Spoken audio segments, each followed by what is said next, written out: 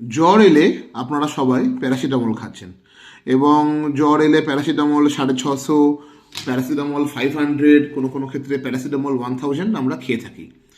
আপনারা কি অ্যাকচুয়ালি জানেন প্যারাসিটামলের ডোজটা এক্স্যাক্টলি কি? সবার জন্য কি একই ডোজ? বাচ্চাদের জন্য কি প্যারাসিটামল 250, বড়দের জন্য কি 650? এটা কি ফিক্সড ডোজ নাকি না কোনো ভেরিয়েশন আছে? এই যে আমি একটা মোটামুটি 85 কেজি বডি ওয়েটের একটা মানুষ, আমার জন্য প্যারাসিটামল কত ডোজ হওয়া উচিত? মিনিমাম 1000, মিনিমাম বললাম। কারণ প্যারাসিটামলের ডোজটা হচ্ছে অ্যাকচুয়ালি 10 থেকে 15 মিলিগ্রাম প্রতি কেজি। এই ডোজটা কিন্তু বাচ্চা এবং বড় উভয়ের জন্যই ফিক্সড।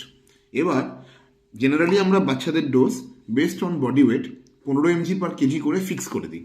সেই দেখে আমরা অ্যাডজাস্ট করি, দিনে 3বার থেকে 4বার অবধি ফিক্স দেওয়া যায়। জ্বর তার বেশি এলে হয়তো আমরা অন্য ওষুধ অ্যাড করি। এবার আসি বড়দের জন্য। জেনারেলি যখন দেখা যায় কোনো মানুষের ওজন হচ্ছে 30 থেকে 40 কেজির মধ্যে, তার জন্য প্যারাসিটামল 500 কিন্তু মোর দ্যান সাফিসিয়েন্ট, এবং সেটা দিনে 3 থেকে 4বার অবধি দেওয়া যায়।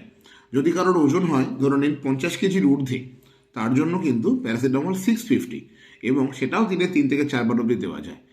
যখন দেখা যায় কোনো মানুষের ওজন মোর দ্যান 70 কেজিস হয়ে যাচ্ছে, তাদের জন্য আমরা সাজেস্ট করি কিন্তু প্যারাসিটামল 1000।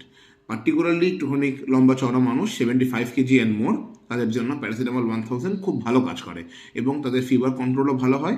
এবং পার্টিকুলারলি যারা আর্থারাইটিসের ব্যথায় ভুগছেন, তাদের জন্য কিন্তু প্যারাসিটামল 1000 খুব ভালো কাজ করে।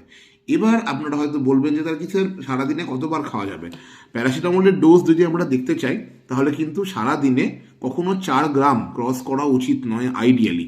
তবে যদি আপনার ওজন 60 কেজির নিচে হয়, তাহলে কিন্তু জেনারেলি আমরা বলি সারাদিনে 3 গ্রাম ক্রস করবেন না, নিজের লিভারকে বাঁচানোর জন্য।